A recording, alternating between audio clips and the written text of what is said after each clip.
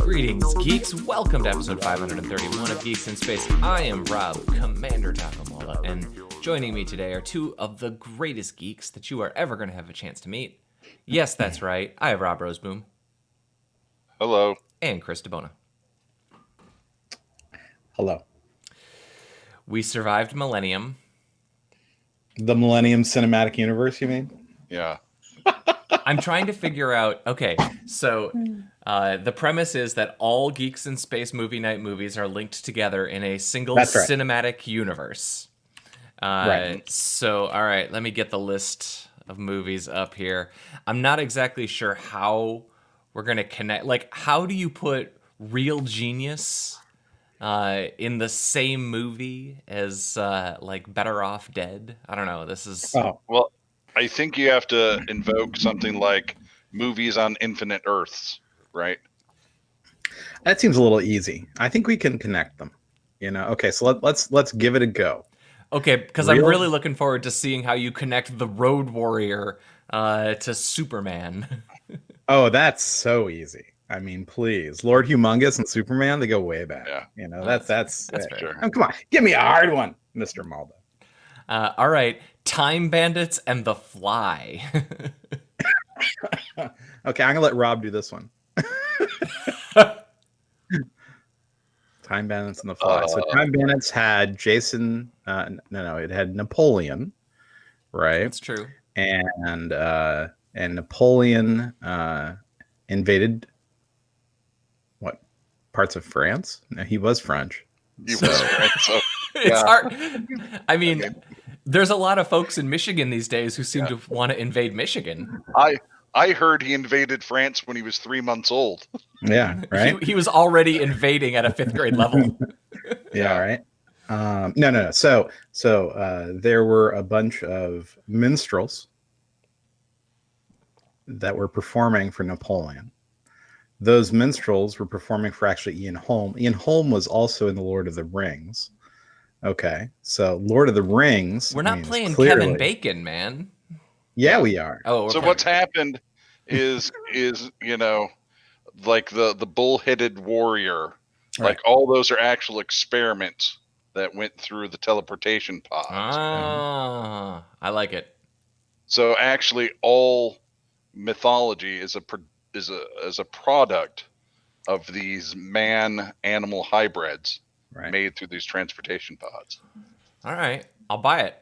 All right, I guess the Fly does give us kind of like a get out of jail free card for intersecting anything that we want from like Star Trek. Like you want to make a Klingon, no problem. You put some old towels and Michael Dorn into the teleporter, and out pops a Klingon. Worf, yeah. Mm-hmm.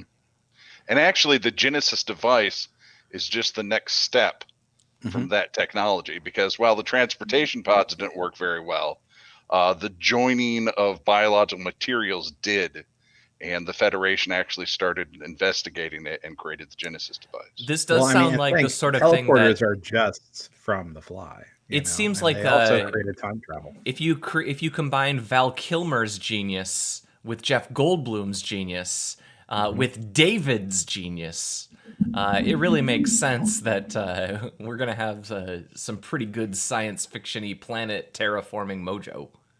Do you remember Sathis Borans from The Fly? He's actually the child of the enemy mine guy played by Louis Gossett Jr. So, and do you know what Jeff Goldblum's nickname was as a child? Gordy. Oh, right? Gordy. Full circle. That's right. You did it. Congratulations. You did it. So, Rob, I put up for you on the Taco Zone, and Chris, you can share that with Jake and Elon, the new Dungeons and Dragons monster idea. Oh, really? I've, in fact, even titled this episode The Back Alley Tessarasque, because the idea of a Tesseract Tarrasque kind of works for me. Okay. This is not a good idea, but I'll give it to you. right? I'm pretty excited. So you get infinite energy from him, or how does that all work? I don't know. It's the space stone, so you have a teleporting Tessarasque. I think it's beautiful. I think it's art. So I think it's fine. So I've been watching Lovecraft Country. Have you all been watching Lovecraft Country? I haven't watched the very latest episode, but I watched the last one, and it is so friggin' good. The way that one ended, dude. The cops are like bang, bang, bang, rah, Yeah. Wow. I think the thing about that show that makes me the happiest, I'm going to use a phrase that I've never thought that I would need to use, but the only word that can describe the fairly frequent sex scenes that one of the characters is engaged in is schluffing. Her skin schluffs off during sex. I admit that's distasteful. That is some of the best visual effects that I have ever seen on a TV show. Like, I have never seen anything like that. I have never seen anything so well done. It is horrifying and gross, and sometimes they use it like in service of like really cool story and character development ideas. I mean, holy crap. It's really true. Yeah. No, I mean, yeah. Yeah, it's really a show that uses the word slough in a way that is never been done before. Let's just say that for sure. Yeah. No, I'm all in. It's so first of all, so HBO's production values are obviously well known and all the rest, but I am astonished at how well crafted the show is. It's just the cinematography, the lighting, the special effects, the story, the dialogue, the period sets. It's just, and the artistic bent it takes. They have the one scene where when she's going through all these different lives and different worlds, she visits a very 50s style sci-fi planet, in a very 50s style spaceship, and then you have the creatures that I think they're supposed to be Shoggoths, but they're very realistic, very horror sort of focused. It's great. And I love how seamlessly they tie in sort of the racial stuff, and like, it's incredible. Like the kid that it's this last episode, or I guess second last episode, they tackle the lynching of Emmett Till, but they don't really, I don't think they ever specifically say the name Emmett Till. I think they say Emmett once and they have pictures. So if you're not, they say Till once and they have Emmett once. Yeah. I mean, it's like, so it isn't like jammed down your throat. It's set up so that it's a perfect piece to the puzzle. It's a perfect piece to the story they're telling. It's weird. So much lives in the subtext. It's good. Yeah. And like, the thing is, I admit every episode I go, what the hell is going on? At least like once or twice. Yep. But I'm like, I'm so there. But I can't take more than about an episode a night. So I'm I'm okay with how they're letting this one out slowly, because I'm like, this is intense, man. Well, this goes back to the old conversation about the Netflix binge your TV show model versus the traditional episode per week, and I feel like I felt this way about Westworld too. Like, if you just binged Westworld, it'd be done in a day or two, and you wouldn't care anymore. The fact that we got to spend 10 weeks with season 1 of Westworld, thinking about how, like, what it means and who the man in the black hat is and all that, like, that makes it special. And this show, I think, really succeeds with that too. The thing that I really enjoy is that they've done a good job with each of the episodes of really giving the episodes different feels, different tones. The Hippolyta episode was just next level, like crazy weird. Like, you have segments of that are like African Amazonian 300. Like versus Civil War Confederates. It's just like, what is going on here? They're being gladiatorialized against the Confederate Army. This is amazing. So I'm a huge Lovecraft fan. I found him a few years after King, and I liked sort of the old timey sort of horror that he wrote.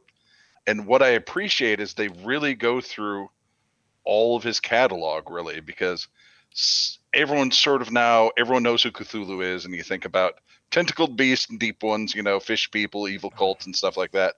But really, he wrote a lot about ancient civilizations, a lot of sci-fi, a lot of traveling through space and worlds and stuff too. And I appreciate that they cover those things as well. I'm excited. I'm a person who comes to Lovecraft Country knowing almost nothing about Lovecraft because I tried to read one of his books and I couldn't make it. I dropped it. It was one of the first books I read in science fiction that I couldn't finish. I'm like, the writing is too fucked. This guy is just too messed up. I'm out. Right. And I've read some terrible books. Right. So I went into this going, oh, Lovecraft. All right. They're monsters, whatever. And then wow, it's really something, So I got some good news for you, to really carry forward the ball of top-notch television. Before we meet again, we will have the opportunity to watch the season premiere of season 3 of Star Trek Discovery. I don't know what that is. Is that a thing? Have you written it off of canon? I discover. Oh! Is it like 2001? Is it about the ship Discovery? Yep. Oh, it's about right. That'll be all right. Yep. I can't do that, Chris. I actually, not 20 minutes before we started talking, finished the series finale of The Next Generation in my rewatch, and I'm actually now going to go back to the beginning. Because the way I watched it was I had a watch guide that basically had me skipping about a quarter to a third of the episodes. And as the show went on, I became more and more tolerant. The show ranked every episode, the guide ranked every episode from a 1 to a 5. And when I started, I only watched the 4s and the 5s. And then I started watching the 3s, and then I was watching the 2s. And I hate to admit it, but in season 7, I watched the 1s. So I'm gonna go back and I'm gonna watch some 2s, is what I'm saying, and I'm excited because that show makes me happy. So can I ask again? So Star Trek, there's a Star Trek show called Discovery? Yes. Okay. Yes. It's so the one that's after Pickard. I want to return. So first of all, I want to point out that my revulsion to Lovecraft's early books, was I wrong? I'm happy to go back and try. I don't want to insult Roseboom. Well, I guess that, everyone has their own personal taste, right? Yeah. And also, I don't know which story you started with. Yeah, I don't remember either, man. It's been years. I mean, it's been literally 35 years since. The Mountains of Madness is a pretty good story, and is seems like would be the one you'd start with. It's a little bit like saying I saw the movie. The Mountains of Madness. Yes. They made a movie. Yeah. Oh no. I thought so. It had the guy from the New Zealander guy. Isn't it Rob's movie pick next week? Hold on a second. I'm going to find it. All right. Maybe I'm thinking about a different Lovecraft-inspired movie. I know they made Cthulhu. They made Dagon. Okay, it was Sam Neill. Oh, wow. And here we go. He's made a lot of crap. Sam Neill? Yeah. Apparently, Del Toro is making At the Mountains of Madness. Oh, really? Huh. Yeah. Oh, In the Mouth of Madness. Yeah, maybe it wasn't. That's something different. Different mouth. An insurance investigator begins discovering that the impact of a horror writer's books have on his fans is more than inspirational. Mm. Oh, yeah, that's... I thought that was a TV show. It's a movie. I can't remember. Clive No, not Clive Barker. Maybe it was Clive Barker. It was Carpenter, John Carpenter. Carpenter, yep. Yeah. With the disappearance of hack horror writer Sutter Kane, all hell is it's got to be a Stephen King reference. All hell is breaking loose. Literally, author Kane, it seems, has a knack for description that brings his evil, creepy crawlies to life. Insurance investigator John Trent is sent to investigate Kane's mysterious vanishing act, and ends up in the sleepy East Coast town of Hobbs End. It's a little bit like the dark side together. Yeah, they take the dark side and add in Silent Hill, and that's the premise to that movie. The Mountains of Madness is about these scientists who are mapping out Antarctica, like early 1900s, and they end up finding like an old civilization. And while they examine these catacombs and stuff, they encounter monsters. They find the Shoggoths, and then they find out that human beings were actually bred as slaves by this ancient race and that used to run the world, and something happened, and now the humans have taken over, but the great race still live in these mountains in Antarctica.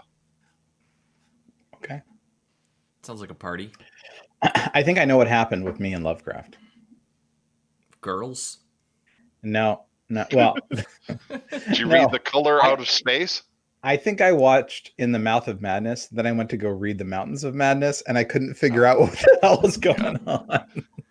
Color Out of Space? Was that? And that was the beginning. Movie? The Color Out of Space is a Lovecraft story, and they just made a movie out of it with Nick Cage. Yeah, that's what I said. I saw that movie. That movie was next level crazy. Yeah, that's an old Lovecraft story. I didn't know that, and it's awesome. That movie made me so happy because it was utterly insane. And Nick Cage, hardest working man in Hollywood.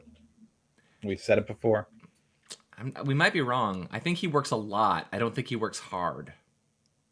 Well, showing up is half the battle.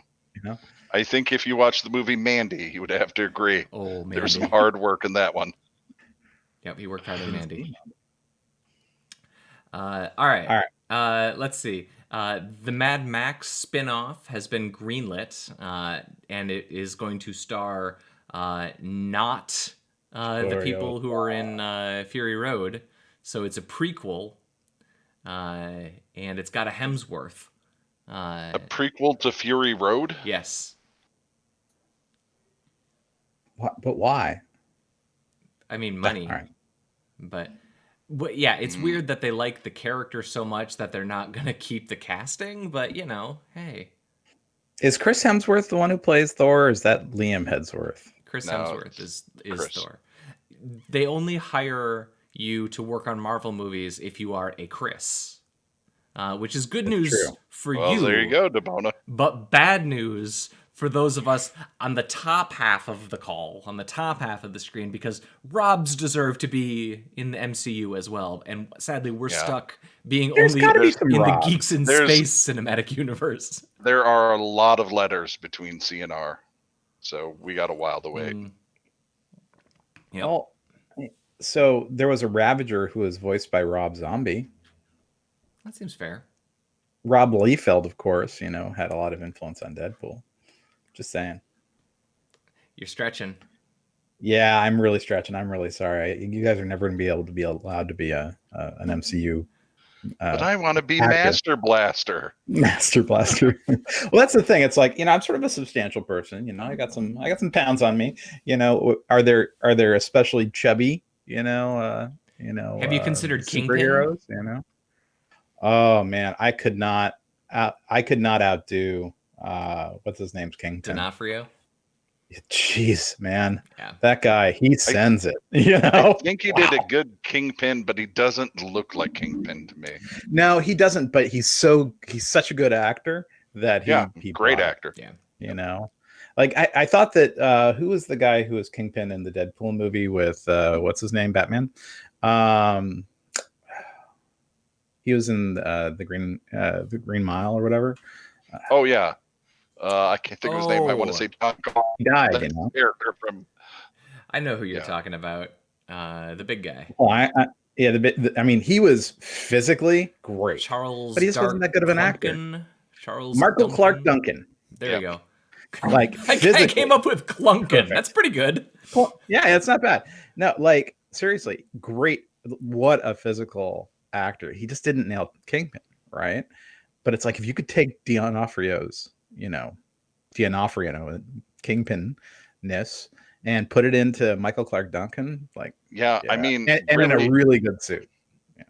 I would be really interested to see like someone like the Big Show try to do Kingpin, because physically he looks just like Kingpin, Yeah. Or any one of those old wrestlers, and those wrestlers are fairly decent actors because they are acting every night.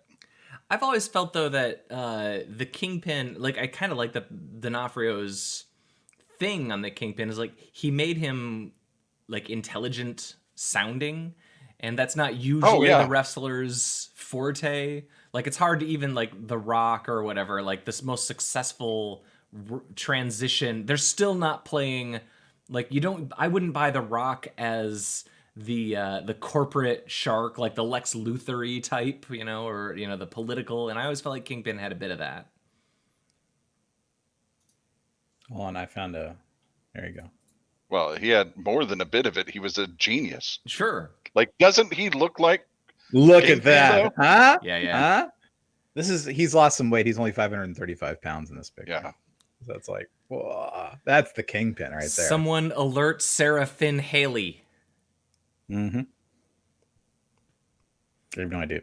Who's that? She's the gal who's in The Walking Dead? She's the head of casting for everything MCU. Yeah. This is, I can see it. I can totally see it. Yeah. We're going to need one of our many listeners to Photoshop that suit and turn it white just to make sure. Go full Kingpin, you know? And have like little pieces of blood from his fights, Yeah. So, I don't know. I feel like he just wins his fights. He just punches you and then you're done because he's big. Thud.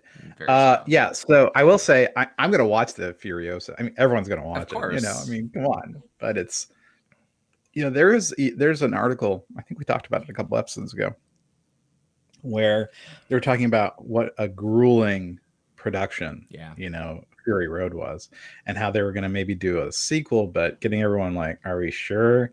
It almost killed us, So, yeah. Greatness has cost, man. Well, Apple released a thing. Yeah, who cares? Let's talk about the Kessler Syndrome.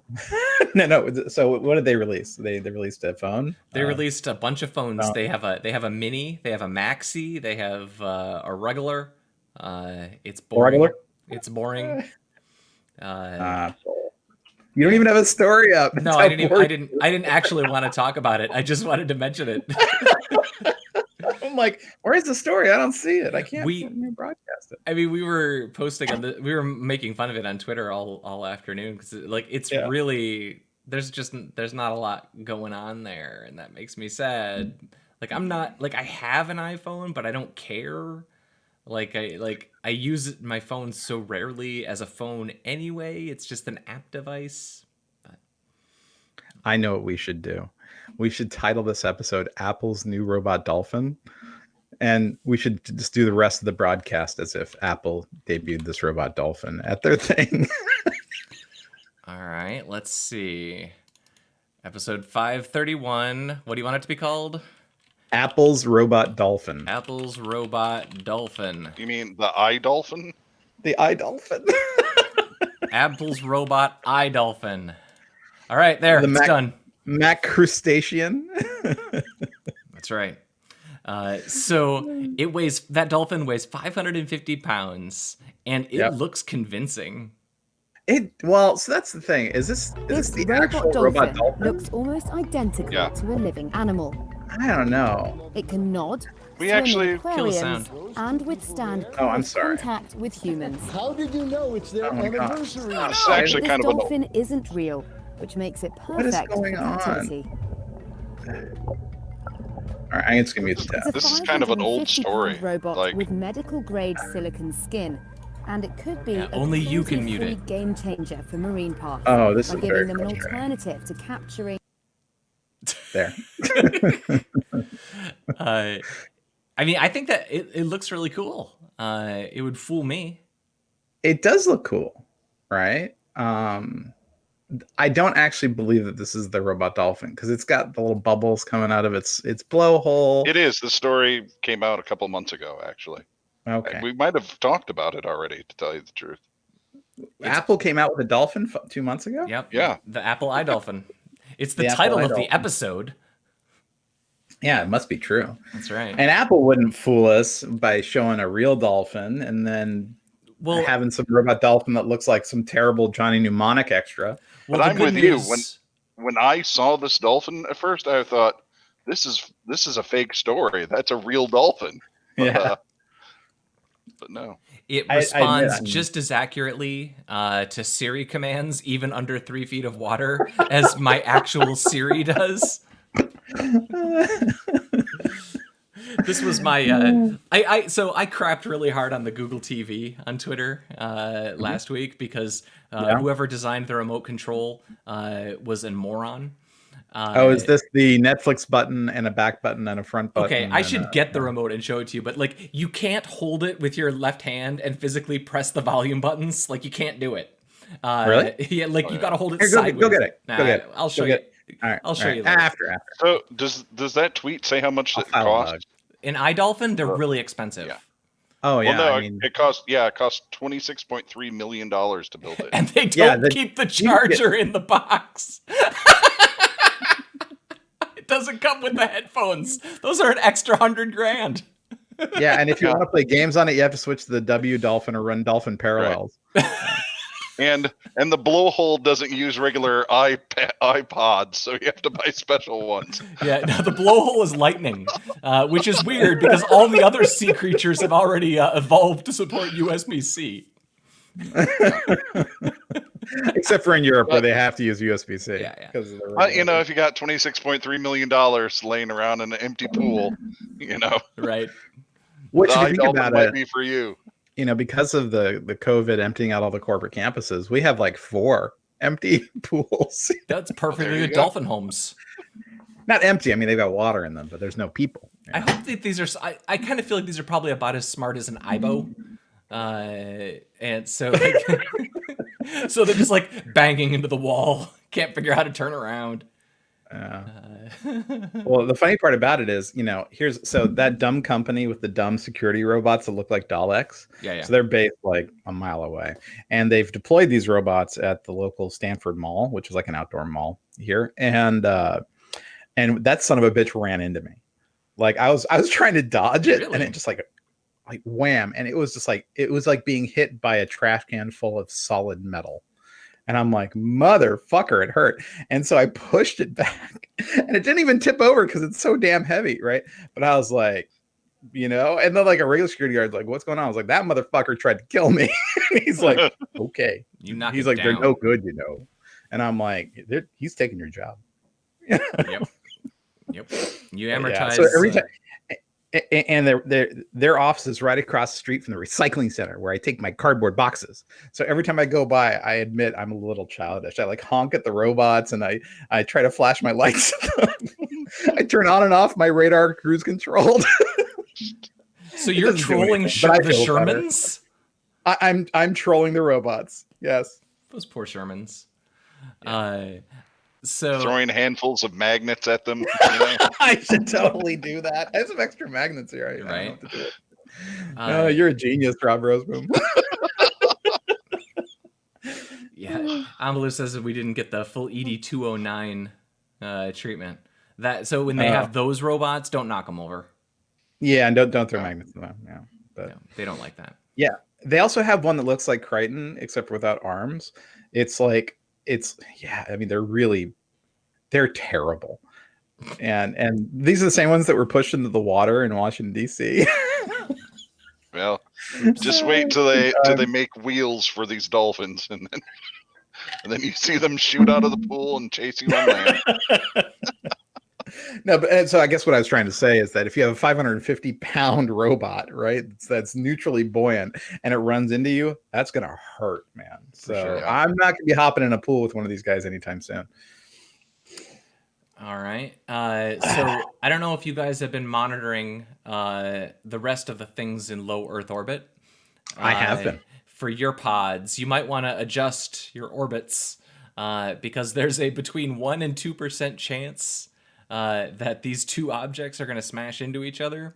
And they are I do like that the tweet measures they gave me the combined objects weight, like 2,800 kilograms combined. Like that's cool. That's the right way to express that particular problem. Like, oh, that's like two cars smashing into each other. I mean, those are big satellites too. So it's, these aren't like little Starlinks, running into each other, which we know is going to happen. CubeSats. Yeah, it's not like little CubeSats. CubeSats, they decay really fast, Tink. in the grand scheme of things. So what is the Cosmos 2004 object is my question. Cosmos 2004. Is this the old rocket? Because I know they just discovered an old rocket that they thought was an asteroid. I thought that year, I think they found an Apollo second stage, but it's pretty far away.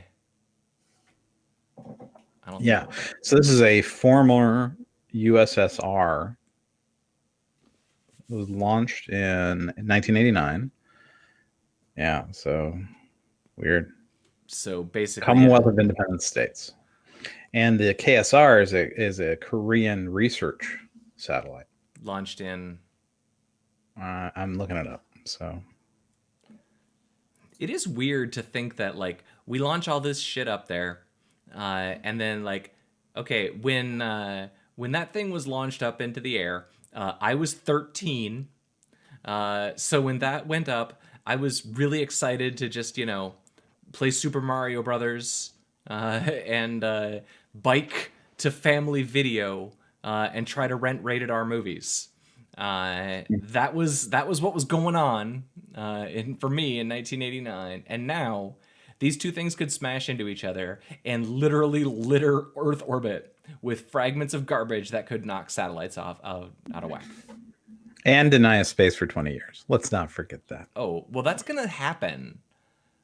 Like, yeah, I was explaining that to Kathleen last night. Actually, we were talking about like there's like an equation that's like when there's this much stuff up there, something's gonna smash into something, and then nothing can be up there anymore. It's gonna be sweet. And then it'll be just like Fury Road down here. That's right. But at least there'll be a Chris Hemsworth for us to cuddle in. Yeah. Or the big show will be there for us. The big show. Kingpin will take care of us. All hail President Kingpin. All right, folks. I think that was the extent of our list today. And we've somehow managed to talk for 33 minutes. Because we like each other. Yeah. And because nobody wants to go do anything real. Oh, I got work in 19 minutes, so... Yeah. Well, I'll find the remote and show you. Yeah, hey, should we start like promoting our other stuff? Like promote whatever you want, man. I'm going to be speaking at All Things Open next week, and I'll be speaking at blah blah blah blah blah. We have Twitter handles. I'm Cedabona, and there's nobody listening to this thing. No, nobody's ever going to listen to us. But you can still post it, and then we can put it on the Taco Zone or into the channel, and it'll be awesome. I don't know. Do they care? We'll pretend that Amblu and Christopher are, like Legion. They're bots that like represent like entire nations proxied through a single chat handle. Well, the thing is, so, I'm doing all these speeches for virtual conferences, and it's just this. Yeah. Sure. Except for we're not talking about comics, we're talking about open source software, we're talking about that kind of thing. And it's just like, so I use the same rig, I use different backgrounds, but it's like, you just press a different button. Let me ask you: are these paying gigs? Well, no, I work for Google, so So here's the thing: I don't get paid to speak because I work for Google, and Google gets benefit for me speaking, right? So if I'm going to be giving a private gig, I have taken honorarium, and I take a couple days off work. I clear it with our code of conduct committee, and I go and I give a speech, and I gave one in Qatar. I gave one in Jordan, they pay to fly you out and put you up, and they give you some honoraria. So that's a pretty fun thing. you know. It's always nice to feel but important. I don't do it very often, right? I did that sort of thing back when I was important, it's very flattering to have that opportunity. Yeah, it's fun. But all I'm saying is that you could do it real efficiently with Zoom. It'd be like doing cameo calls, but giving conference keynotes. Well, that's the funny thing. It's like an in-person speech and a virtual speech are very different speeches, different audiences, different influence. So like I gave a speech at All Things Open 7 years ago, and it was mostly, honestly, I saw a bunch of Red Hat people. I saw some standards people from the W3C. I saw, frankly, people I've seen before, right? And I'm like, okay, it's a regional show. That's how this is. And I'm okay with it. This time it's going to be virtual, and they have twice as many people watching it, but they're all going to be people who are new to open source software. They're going to be students. Cool. There's going to be people who can afford the stream, but they couldn't afford to go before, right? So it's kind of great, so I get to talk to new people, which I like a lot. So for sure. Well, let's say goodbye. Go do our important daily tasks. You go get to your Zoom call, your Zoom keynote. No, I want to hear about. So we can do this after. I want to hear about the flood. Oh, my shop flood. Discuss that. All right. Yeah. I don't know if you want to do that now, but we can talk about it later. But it does look like I'm going to get to buy a new lathe because my lathe is super messed up. What happened to it? You just got water in it, and so reverse osmosis water filter was sitting under the sink in the kitchen island, the center of the kitchen. It cracked open and flooded for who knows how long. It covered. You've been in my kitchen. It covered basically from the center island all the way to the sliding doors. Oh my gosh! With standing water. All of the boards in that area are warped now, so walking over it is horrible because you can feel all the wood under your feet warped. They've all peaked, and then it flooded underneath and then landed on the ductwork in my shop. There's a big metal duct running through my shop, and then it flooded down the duct, ran down the sides. Anything that was over the duct, hanging under the duct, it ran down it. It flooded my entire wall of wood, my saved special good wood. It just streamed down on top of my lathe, on top of my drill press, and on top of my table saw. I don't know how much water came down, but I had vessels, like buckets and stuff, like containers with 2 inches of standing water in it. So all that went through my electronics or through my woodshop devices. Ambalo wants to know what the topic of your talk is, Chris. I'm calling it licenses at the center.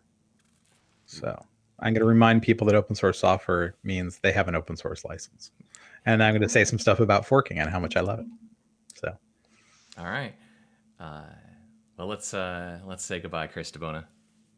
Goodbye, Chris DeBona. Goodbye, Rob Roseboom. Goodbye. This has been episode 531 of Geeks in Space. It's now called Apple's robot iDolphin. I'm Rob Commander Takamaldo. Did I say that already? See you Friday.